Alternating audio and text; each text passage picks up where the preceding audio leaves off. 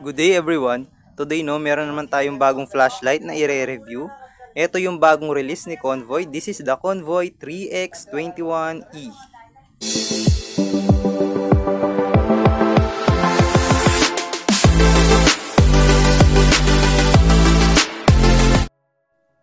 So guys, ito yung bagong release ni Convoy ngayon. This is the Convoy 3X21 version E. So ayan siya, Meron siyang total of 12 pieces na LED. Ayan. And then naka TIR optics din siya, 60 degrees. So ibig sabihin, flood type siya, Floodlight talaga. And then yung kanyang bezel made of stainless steel. Ayan. Napaka-unique lang ng pagkakagawa niya, Yung design niya. And then at the same time, meron din siyang hawakan dito. So kung magiging mainit siya sa paggamit, and then pumunta dito yung init. So pwede mo siyang hawakan dito. Ayan. Napaka-komportable niyang hawakan. So, ayan. Yung kanyang body is type 3 hard anodized. So, ibig sabihin, aircraft grade din siya, Katulad ng mga ibang model nilang inire-release. So, yung kinagandahan lang dito is napaka-unique talaga ng pagkakagawa niya. Ayan, And then, yung kanyang port is type C. Ito siya, guys. Powered by triple battery, 321-700. Ito siya. Ito, Simolicel P42A. So, triple battery siya. Kaya talaga, matagal bago siya mag-lowbat, Or masusulit mo talaga at may enjoy yung paggamit mo. So, yung ratings naman nito is IP68. So, ibig sabihin, waterproof level siya. Submersible siya up to 2 meters. Ayan. And then maximum output na 12,000 lumens. So, i-try na natin ilagay yung battery. Ito siya. Putin lang natin.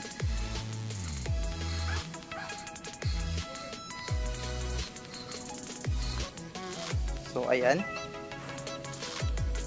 Ito yung kanyang. And guys, as you can see, Convoy. Ayan yung pangalan niya. Napakaganda, di ba? Ito yung kanyang ring, connector ring, ayan. So dito naman, alisin natin 'to. Ito yung kanyang adapter. Ito para maging flat type. So ito yung dadapo dito, guys. Ito yung dadapo dito sa ring. So install lang natin yung battery. So yung positive na sign, guys, dapat nandito siya lagi sa top. Ayan. So, yung tatlo, ganun lang gagawin natin. Ayan siya. And then, eto guys, as you can see, yung maliliit na dot na yan, dapat dito natin siya ilagay sa baba. Ayan. Ayun, ganun lang siya kadali. And then, pwede na natin siyang ibalik. Ayan. So, ayun, nailagay na natin siya. Nailagay na natin yung mga battery niya. So by the way guys, napakarami pala niyang method para gamitin. So ilalagay ko na lang sa screen. Ayan, i-post nyo na lang para malaman nyo yung product description niya. And then kung paano siya gamitin. Yung mga available method niya at modes, ilalagay ko sa screen. Ayan. Kayo na yung bahalang mag-post at magbasa, para ma-explore nyo. Yan yung pinaka-manual niya, guys.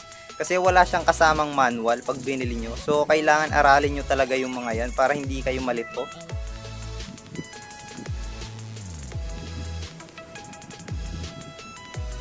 So, ayun, So, ako naman, guys, yung ginagamit ko ngayong kasalukuyan na UI niya or yung system UI niya is yung 4 modes.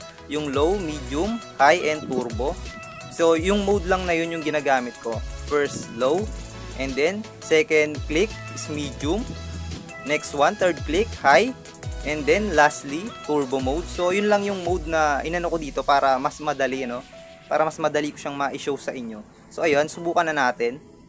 Yan, first click. So, eto guys, this is the low mode. So, ayan, By the way, guys, yung color nga pala ng tint niya is 5,700 Kelvin, Ayan yung kulay. Ito siya, the color temperature, guys. And then, proceed to second mode. So sa second mode, kailangan lang natin itong i-press and i-hold for 1 seconds. Yun. This is the second mode guys. This is the medium mode. Ayan, as you can see, ang lakas niya. Grabe, lakas oh. Oh. Tindi niya guys. And then, pero sa init, halos wala siyang kainit-init. Ayan oh. Pero napakalakas niya. So yung ginamit na LED dito is I think Nicha or 519A. Yun yung ginamit nilang LED, no? So proceed to third mode, high mode. Ito yung high mode niya guys. Ayan, ang lakas, medyo mainit na siya. Pero grabe lakas niya, sakit sa mata. So ayun, no? Ang lakas niya. And then dun tayo sa kanyang turbo mode.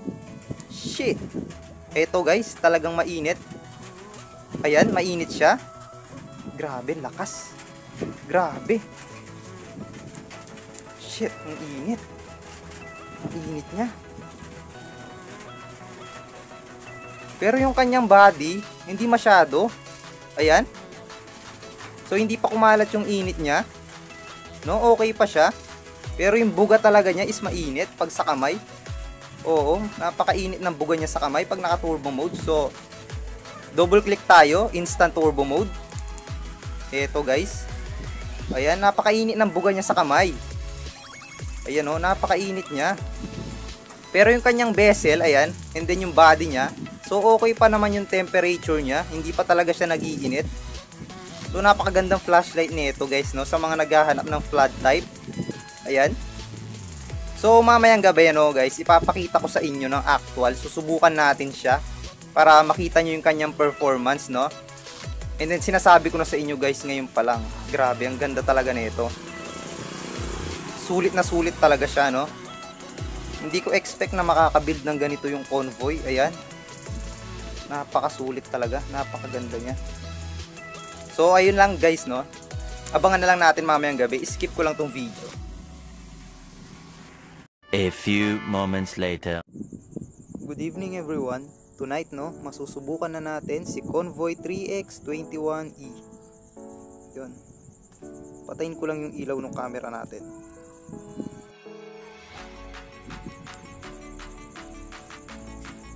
So ito yung kanyang first mode guys. Ito yung kanyang lowest settings. Ayan, siya talaga yan, no. Ayan yung handle, oh. So ito yung kanyang low. Ayan, as you can see. Ito yung kanyang low. So doon na kaagad tayo sa turbo mode niya, no. So ayan. Ayan yung kanyang turbo mode. Ito. Lakas. Ang lakas. Talagang flood na flood siya, oh. Ang lakas. Yun. Oh. Oh, wow. Grabing lakas.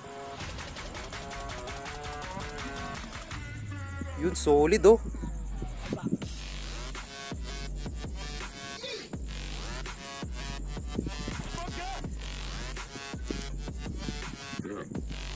Lakas talaga. Ay. So yun, no, sa mga gustong umorder na itong si Convoy 3X21E, so ilalagay ko na lang yung link ng official store ng Convoy na located sa AliExpress dito sa ating description. So hanggang dito lang muna, and maraming salamat sa panonood. See you next video. God bless everyone.